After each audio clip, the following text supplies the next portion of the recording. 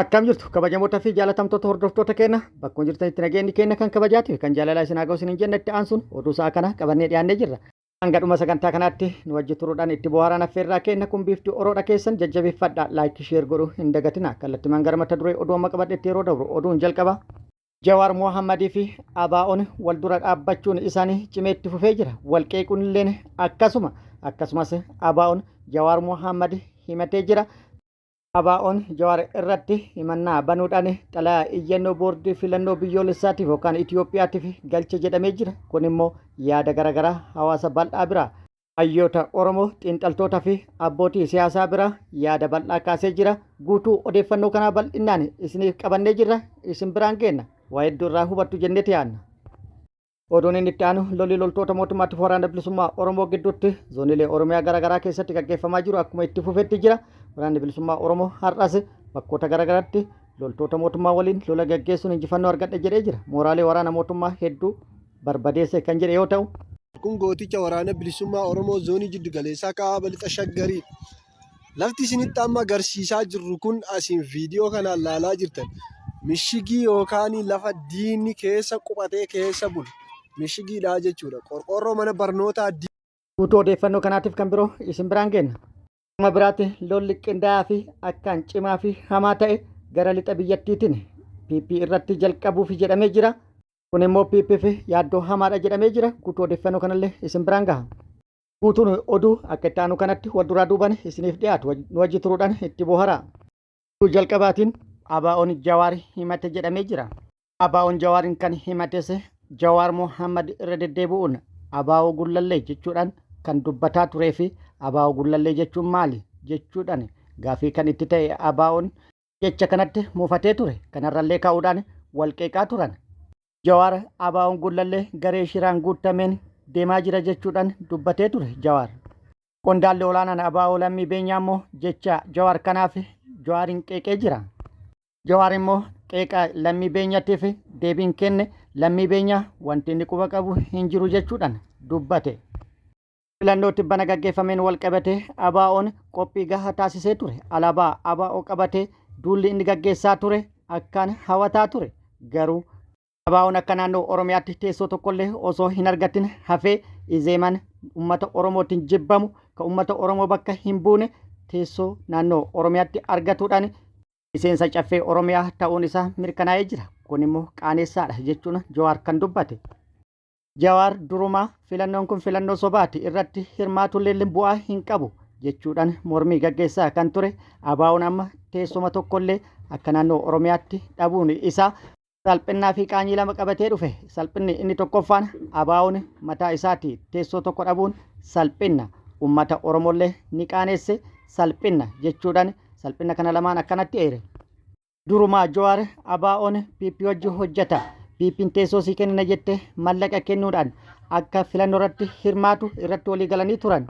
Kuni hojii gowwoomsa ture. ABO'n immoo kana hin beekamne. PP'n maqaa ABO'n filannoo irratti hirmaate jedhuun duula gaggeeffataa turte. Filannoon gaggeeffames filannoo dimokiraatawaa fakkeessuudhaaf ittiin dhimma baatee jirti. Itti milkooftee jirti. ABO'n filannoo irratti sagalee takkallee dhabuudhaan teessoo tokkollee osoo hin argatin akka naannoo Oromiyaatti yoo hafu akka magaalaa Finfinneetti immoo namoonni lama mo'atan jedhamee jira. Kanaanis Jawaar ABO cimsee qeeqee jira. Qeeqa isaatiinis namoota magaalaa Finfinneetti maqaa ABO'tiin dorgomuudhaan teessoo argatan jedhame. ABO'n tokko maqaa isaa hin beeku jechuudhaan Jawaar itti qoose. Kanaanis wal qabate Jawaar fuula miidiyaa hawaasaa isaa irratti magaalaa Finfinneetti nama ABO Gullallee bakka bu'uudhaan booletti filatame kana beektu jechuudhaan gaafii gaafatee ture. Erga gaafatee booda deebii kanas ofumaa deebise.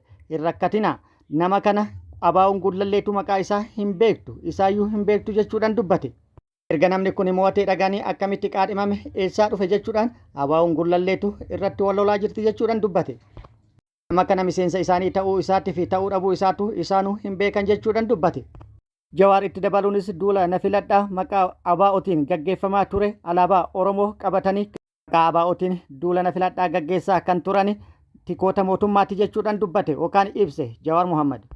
Itti dabaluunis namni ABO'n hin beekne kan maqaa ABO'tiin teessoo Finfinneetti mo'ate kun PP matu nama ofii bakka san kaa'ate jechuudhaan dubbata Jawaar Mohammad. Kanaanis ol qabsiisee Jawaar Mohammad ABO irratti diraamaa hojjete ABO'n boolla takkatti lama waraaname jechuudhaan kan dubbate yoo ta'u lammii beenyaa immoo qeeqa Jawaar kanaaf deebii kennee jira. ABO'n qeeqa Jawaar kanaanis dallanee jira. Kanaanis kan dallane miseensi ABO lammii beenyaa qeeqa Jawaar kanaaf deebii kennee jira. Obboleessa koo Jawaar Mohammad qaalluun tan ofiin beeytu kan ormaa raagdi jechuudhaan kan dubbate yoo ta'u itti aansunis nama Finfinneetti maqaa ABO'tiin bakka bu'uudhaan filannoo mo'ate jedhanii fi ABO'n maqaa isaatu hin beekne yookaan isaatu hin beektu jedhuun wal qabsiisee yaada kenneen dubbii Jawaar ABO'n boolla takkatti lama waraaname jechuudhaan barreessite yoo argu narrifadhe jechuudhaan dubbate. Itti aansunis namni gabaa takkatti 9 waraaname akkamiin nama boolla takkatti lama waraaname afaan guuttatee dubbata jechuudhaan dubbate. Itti aansuudhaan kan maraatanirra kan qullaa buusan jechuudhaan dubbate. Akkasumas lilmee galgala ijoolleen sitti ergite san dafii gati yookaan deebiftee ofii waraanta jechuudhaan itti qoose. Qeeqa lammii beenyaa kanaafis Jawaar Mohammad deebii kennee jira. Deebii kenneen lammii beenyaa ta'uu ofiitifuu inni miskiina homaa hin beeku isa hin tuqinaa jechuudhaan dubbate. Rakkoon jiru ABO'n gullallee garee maafayaa 120 isa keessatti duudanii jiran inuun beekan jechuudhaan dubbate. Garee maafayaa 120 ABO gullallee dahoo godhatuudhaan isaanuu hiisise isaanillee akka hidhaa hin baane isaan irratti hojjetaa turan inni hin beeku jechuudhaan irra deebi'uun dubbate. Garee maafayaa isaan keessa jiru ABO WBO'n mana hidhaa jiru kun yookaan miseensonni waraana bilisummaa Oromoo mana hidhaa jiran kun mana hidhaatii godhee yoo dhiifaman ABO muka jirutti dhaquudhaan irree isaanii cimsachuudhaan lola hammeessu jechuudhaan mana hidhaa keessatti akka turan isaan taasisaa turan jechuudhaan dubbate. Namoo kan hojjetaa ture maqaa ABO'tiin isaan wajjin miseensa isaanii ta'ee kan jiraatuu fi isaan irratti hojjetaa kan ture jechuudhaan mootummaa wajjin hojjetaa jiraachuu garee maafayaa isaan keessa jiru ibsee jira. Kanaaf lammii beenyaa kan naan mormuuf kana hin beekne maafayaa isaan keessa jiru garee 120 kan isaan irratti hojjetaa tureeyyuu hin beeku. Kanaaf dhiisaa jedhe jechuudhaan Jawaar Mohammad dubbate. Kun akkuma jirutti ta'e ABO'n himannaa Jawaar irratti banee jira. Himannaa Jawaar irratti baneenis iyyannoo isaa boordii filannoo Itoophiyaatiif galche jedhamee jira. ABO'n xalayaa iyyannoo kana boordii filannootiif dhugaa yoo galchu taate jechuudhaan namoonni hedduu yaada kennaniin qeequu fi wal qeequu fi qeeqamuun waan jiru. Kun ta'ee osoo jiru ABO'n xalayaa kana boordii filannootiif yoo galchu taate sirrii hin goone obsuu qaba ture jechuudhaan yaadni itti kennamee jira. ABO'n dhaaba siyaasaa umrii dheeraa qabu ta'ee wantoota xixiqqoo fi qeeqa akka kanaattiif shookdi ta'uu hin qabu jechuudhaan yaada kan kennan yoo ta'u akkasumas wal balaaleffatuu fi wal diineffatuu osoo hin taane maaliif qeeqni kun ka'e jedhanii qorannoo gaggeessuun akkasumas wal hubatuun rakkoo jiru wal agarsiisuun haa osoo danda'amu akkamitti gama himannaa deemama jechuudhaan yaadni itti kennamee jira. Gama biraatiin Jawaar ABO gullallee yoo jedhu ABO kana adda baasee jira. Akkamitti hubatuu dadhaban isaan keessa qaamonni tikaa akka jiranii fi isaanuma irratti hojjetaa akka jiran ifa baasuudhaan dubbatee jira. Namoota muraasa ABO keessa taa'uudhaan ABO irratti hojjetan tika mootummaa kan ta'an muraasa isaanis maqaa waamee jira. Akka Amaanfilee Dachaas Biiftuu jedhamuun waamaman namoonni kun namoota eenyummaa lama qaban kan mootummaaf hojjetan jechuudhaan dubbatee jira. Kana irratti xiyyeeffatuun gama keessoo isaaniitti geggeessuu osoo qabanii fi dhugaa jirtu osoo adda baasuu qaban gama himannaatti maaliif deemuun barbaachise jechuudhaan hedduun yaada itti kennanii jiru. Gama biraatiin basaastuu PP kan ta'e namni Yuusuf jedhamu miliyoona 57 yookaan 67 fudhatee ABO irratti hojjetaa jira.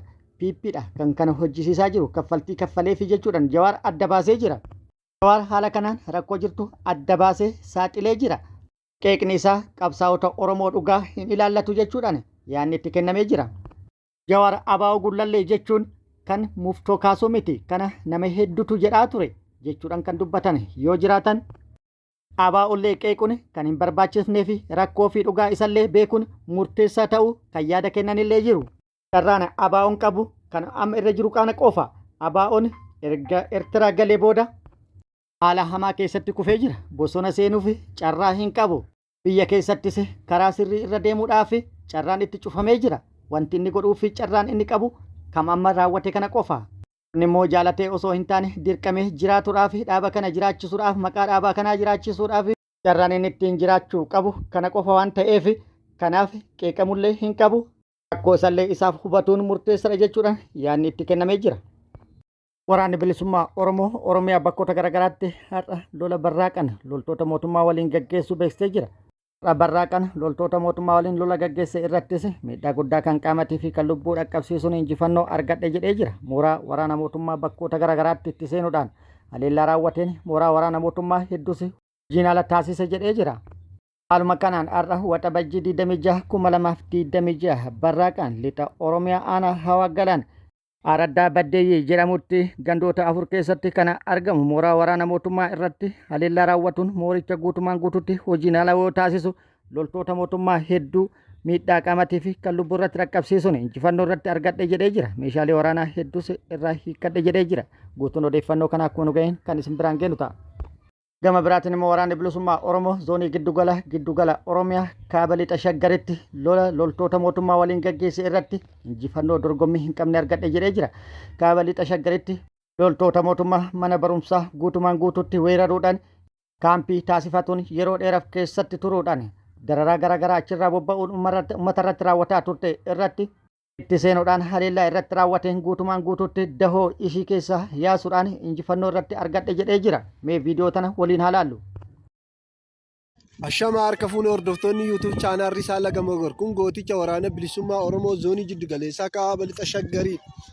Lafti isinitti amma agarsiisaa jirru kun asiin viidiyoo kanaan laalaa jirtan mishigii yookaan lafa diinni keessa qubatee keessa bulu mishigiidhaa jechuudha. Qorqoorroo mana barnootaa diiguudhaan boolla lolaa tolfatee waraanni mootummaa keessa jiraatu. Reefii gaachanni uummata Oromoo woboon rukutee keessaa baasee isin agarsiisaa. Akkuma viidiyoo irratti argitan kana lolli bakka kanatti gaggeeffame lola guddaa ture, lola cimaa ture. Lola bakka kanatti gaggeeffame loltoonni PP hedduun miidhaa qaamatii fi kan lubbuutiif saaxilamuun iddoo kana gadi dhiisuu waraanni bilisummaa Oromoo bakkichaa beeksisee jira. Kan nama gaddisiisu garuu haala argitan kanaan mana barumsaa bakka sammuun ilma namaa itti qaramuu fi dhaloonni itti guddatu dirree mooraa waraanaa taasisuudhaan kaampii mooraa waraanaatti jijjiiruudhaan qaanfii tokko malee haala argitan kanaan carraa barnoota dhaloota lafaa dhufaa jiru jalaa gubuudhaan dhaloota barnootaan ala taasisuun lammiin doofaa ta'e akka hafu taasifamee jira. Kana qofaa miti guutuu Oromiyaa keessatti wanti jiru kana manneen barnoota gara mooraa waraana mootummaatti jijjiiramuun ilmaan Oromoo barnootaan ala taasisuun dhaloota doomsaa jiru waan baay'ee nama gaddisiisu. Walumaa galatti lolli guutuu Oromiyaa keessatti kallattii hundaan cimee itti fufee jira. Pippilleen qabeenyaa fi namoota nagaa irratti haaloo ba'uu itti fuftee jirti. Waaqayyoon nagaa haa buusu. Iddoo itti aanu gara lixa biyyattiitiin lolli akkaan cimaa fi hamaa ta'ee fi hammaataa ta'e kan PP yaaddoo guddaa ta'e dhufaa jira jechuudhaan miidiyaaleen garaagaraa gabaasaa jiru. Haalli amma guutuu biyyattii keessatti mul'ataa jiru PP humnaa ol ta'uun isaa beekamee jira. Naannoon Oromiyaa guutumaan guututti yeroo ammaa kana PP dhaabaa fi taa'aa dhoggitee jirti. Naannoo Amaarattis lolli deemaa jiru akkasuma. Gareen Tsimdoo jedhamu humna guddaa akkasumas hidhannoo gurguddaa deeggaramuudhaan kallattii garaagaraatiin haleellaa PP irratti jalqabuudhaaf qophii xumurutu himamaa jira. Hunda caalaa humni kun kallattii dhiyaatiin naannoo Beenishaangul Gumuz irraan biyyoota hedduullee kan hiriirsee fi humni guddaan lola bal'aa jalqabuudhaaf qophii kan xumuree fi lolli hamaan as deemaa jiraachuu miidiyaaleen gabaasaa jiru.